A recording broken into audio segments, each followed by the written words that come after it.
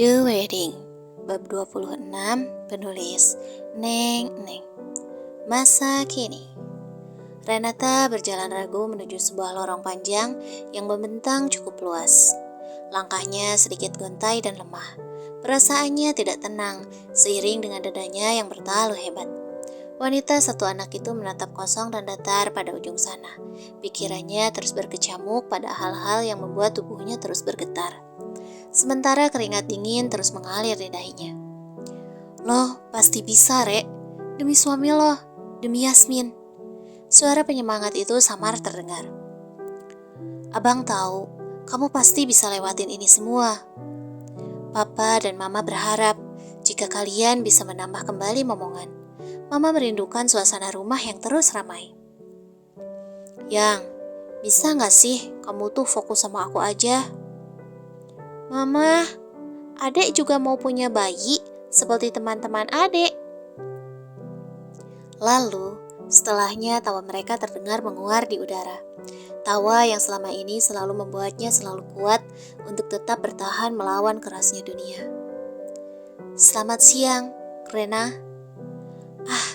Terlalu tenggelam dalam lamunan, Renata sampai lupa jika sebetulnya tangannya sudah meraih gagang pintu dan membukanya. Hingga seorang pria yang sekiranya seumuran dengannya kini tengah menatapnya lembut, tersenyum maklum yang membuat Renata sedikit malu sendiri. Hingga perempuan itu menunduk sambil meremat jari jemarinya. Selamat siang, Dok. Renata dengan wajah datarnya memasuki ruangan tersebut dengan langkah ragu. Jangan panggil dokter, aku ini teman dari abangmu. Jadi, kamu bisa anggap aku seperti abangmu juga. Dokter dengan nemtek Giovanni itu tersenyum tulus. Ayo, duduk Rena. Gio mempersilahkan Renata untuk duduk. Lantas pria tampan itu meneliti wajah Renata yang terlihat tegang. Renata menundukkan wajahnya, tidak ingin menatap Gio lebih lama. Gadis itu tahu jika sebentar lagi dia akan banyak ditanya mengenai hal-hal yang selama ini dia pendam sendiri dan tak ingin membaginya dengan siapapun. Santai saja Rena, jangan sungkan dan jangan menganggapku seperti orang lain, oke? Apa kamu butuh minum? Masih suka coklat hangat? Gio tersenyum tulus. Lantas pria itu beranjak berdiri menuju salah satu meja, di mana di sana terdapat beberapa bahan membuat minuman. Saat Renata menganggukkan kepalanya, sedikit banyak Gio sudah tahu tentang masa lalu Renata. Gadis itu terlalu sulit untuk terbuka, hingga dirinya menyimpan banyak kenangan pahit, yang kini justru malah mengganggu jiwanya sendiri. Renata menghela napas berat, matanya mengedar pada ruangan rapi dan bersih tersebut. Wanita itu mengusap dadanya yang terus berdebar tak nyaman.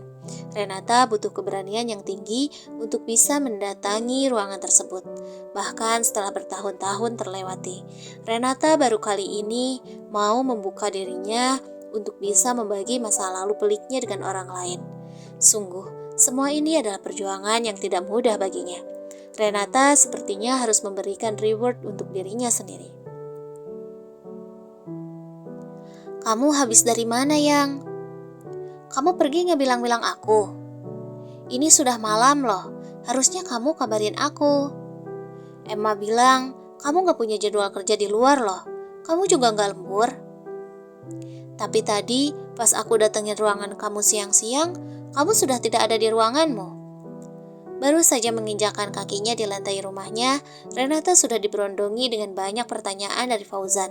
Suaminya itu melipat tangannya di dada, bersikap seperti pria galak yang kini tengah menginterogasi istrinya sendiri. Aku lelah. Aku ingin mandi terlebih dahulu. Renata segera melangkahkan kakinya, enggan terbuka pada Fauzan mengenai kepergiannya. Renata memilih menghindar. Wanita itu tersenyum kecut. Dia ternyata masih sepengecut itu. Kamu gak niat buat jelasin apapun sama aku, Yang?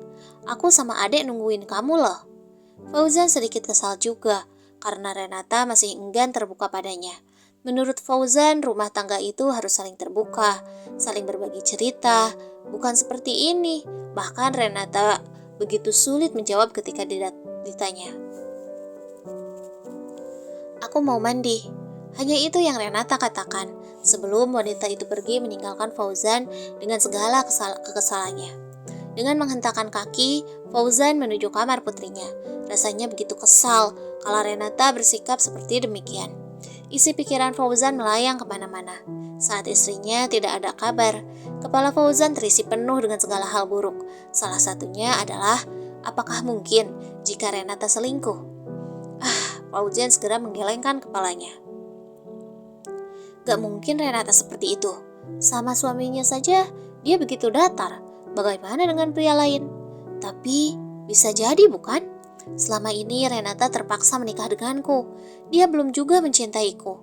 Lalu, bisa saja dengan pria yang dia cintai, Renata menjadi sangat terbuka. Fauzan bicara sendiri, lalu pria itu melanjutkan lamunannya. Apa mungkin Rena bertemu Ardi?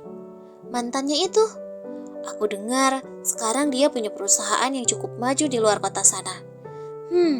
Itu bisa terjadi, mengingat Dion selalu datang untuk memberikan banyak informasi. Sial, apa aku kecolongan? Fauzan kembali menggerutu sebal, tangannya melambai-lambai, mencoba menghalau semua pikiran buruknya. Papa, ndak mau bacain adek cerita? Hah? Mata Fauzan membelalak kalau melihat raut wajah Yasmin yang terlihat bersedih. Balita montok itu mengerjapkan matanya berulang kali. Terlalu lama melamun membuat Fauzan tidak menyadari jika putrinya kini sudah menyodorkan buku cerita kesayangannya. Tentu saja, Papa akan bacakan dongeng untuk adek. Fauzan segera meraih buku cerita tersebut, lalu membukanya secara acak. Adek mau cerita apa malam ini? Fauzan memangku putrinya agar tidur dengan nyaman, lantas disusul tubuhnya yang ikut berbaring. Cerita Snow White, Papa. Hah? Oke. Sementara itu, di kamarnya Renata kini tengah termenung seorang diri. Perkataan Dr. Gio tadi terngiang di kepalanya berulang kali.